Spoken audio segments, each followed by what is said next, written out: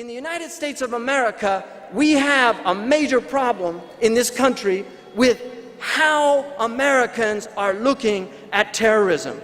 Just a few examples. When a man who was rational by all accounts, all of his friends said he was rational, he had an engineering degree, he was very intelligent, high IQ, had made a lot of money. When he flew his private plane into an IRS building and left a note as a political protest, this was an act of political protest, they said, this is a madman. But when Lieutenant or Captain Hassan kills the people down in, this is obviously a conspiracy. He was in contact with somebody in Yemen. He wasn't a madman. You see, this psychiatrist that was in the army. When a man in Northern Europe plans for 2 years to bomb a building in Oslo and then kill all of these multiculturalists, and he does it with a political screed that he writes, justifying this and quoting many, many Islamophobes from around the world, including the major ones that are here.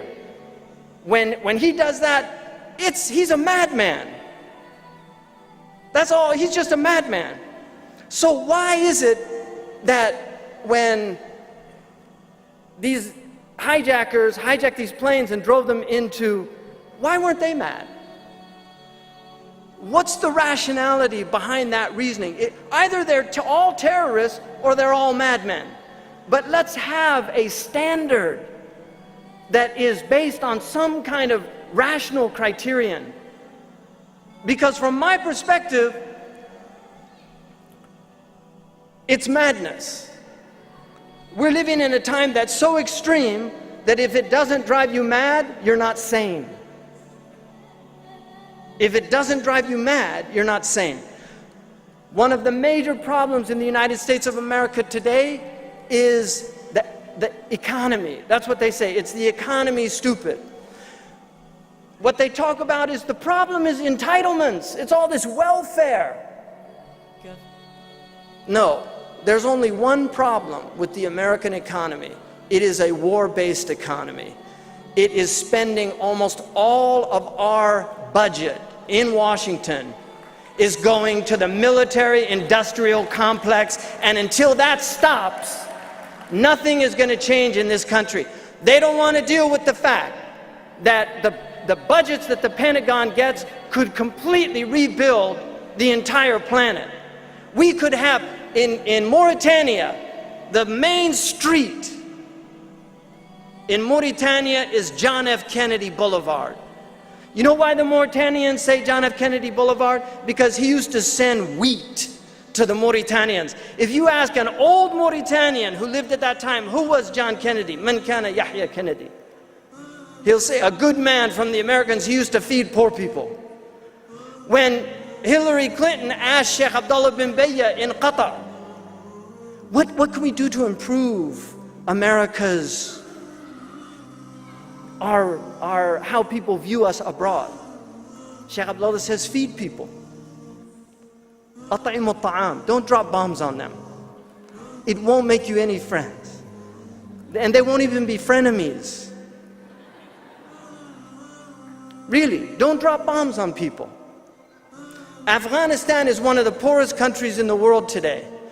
If you read Roland Michaud, this extraordinary French photographer, and his wife, in the 1960s, they lived in Afghanistan. It was one of the most beautiful places in the world. They fell in love with it and its people.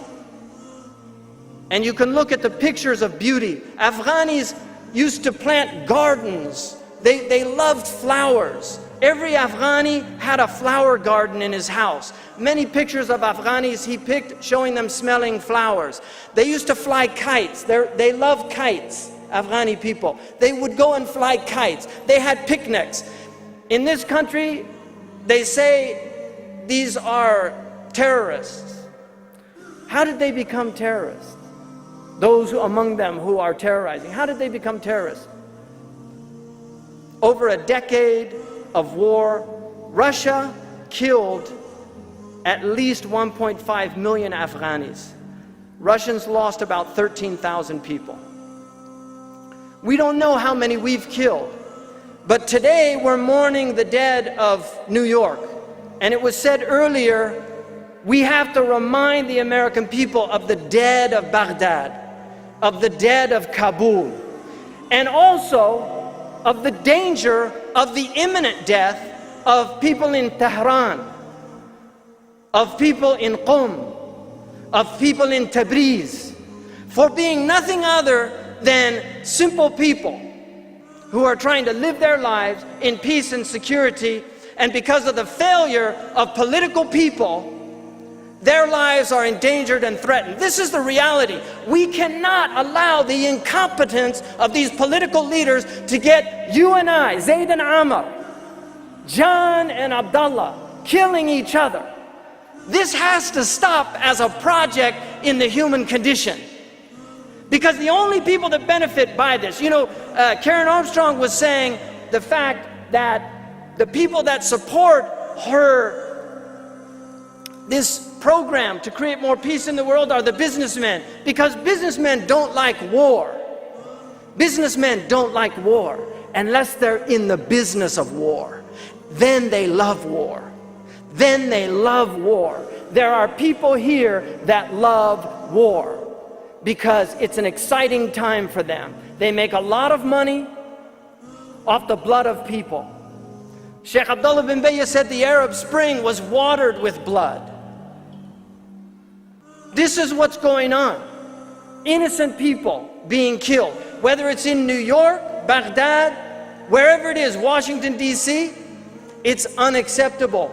And as a human community, if we don't begin to recognize that we have to reestablish and reassert ourselves as individuals that have rights, to have good governance, to have people that are looking out for our best interests, because these people in power today are not looking out for our best interests. And let me give you one example.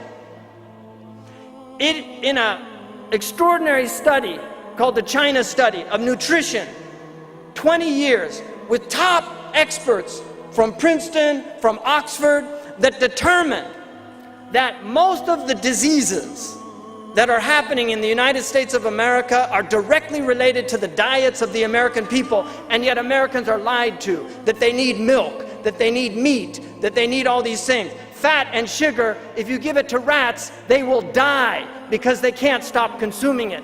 Umar ibn al-Khattab in the Muwatta of Imam Malik said, إِيَّاكُمْ وَاللَّحْمِ فَإِنَّ لَهُ الضَّرَاوَةَ كَضَرَاوَةِ الْخَمَرِ. Beware of meat because it has the addiction of wine.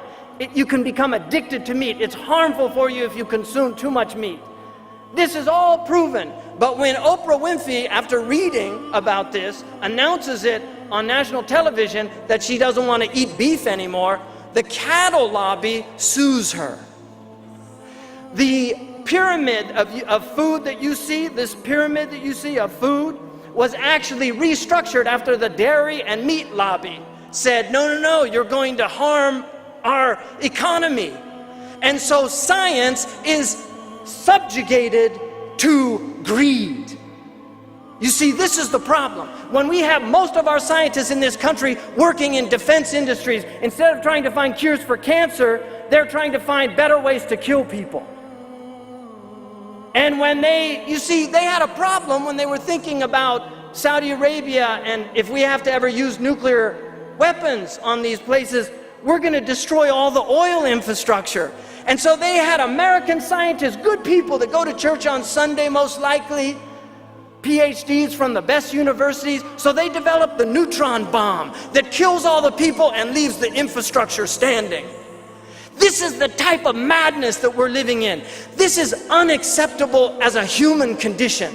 When the #1 industry on this planet is tobacco, alcohol, and narcotics, and #2, a close rival, is weapons, something is wrong with the human project.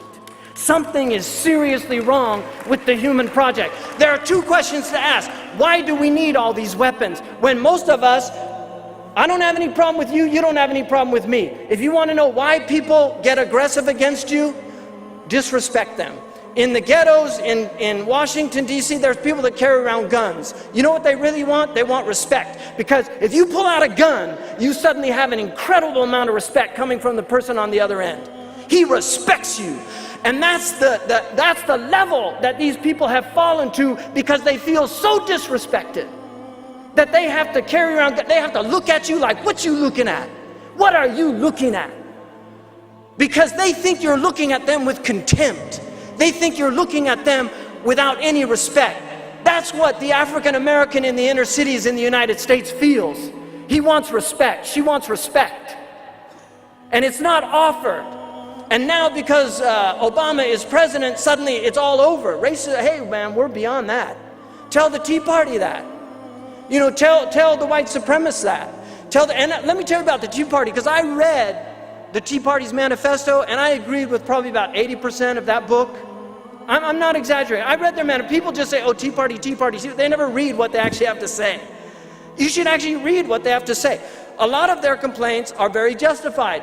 But the Tea Party is, even though there's some African Americans in the Tea Party, undeniably, the Tea Party is largely a Norman Rockwell America that doesn't exist anymore. These people have seen a change in the demographics of this country. They've seen a Kenya Luo tribesman become the president of the United States of America. He could not get elected in Kenya because Luo people can't get elected to high political offices. His father was a failure because he got some of the highest degrees in this country. When he got back to Kenya, because of the tribalism in his country, he was not able to advance. And yet his son could become president of the United States. You see, these aspects of America are very troubling to certain Americans. They're troubling to them. But as somebody who has Irish American ancestry, welcome to America. It's part of the negotiating process.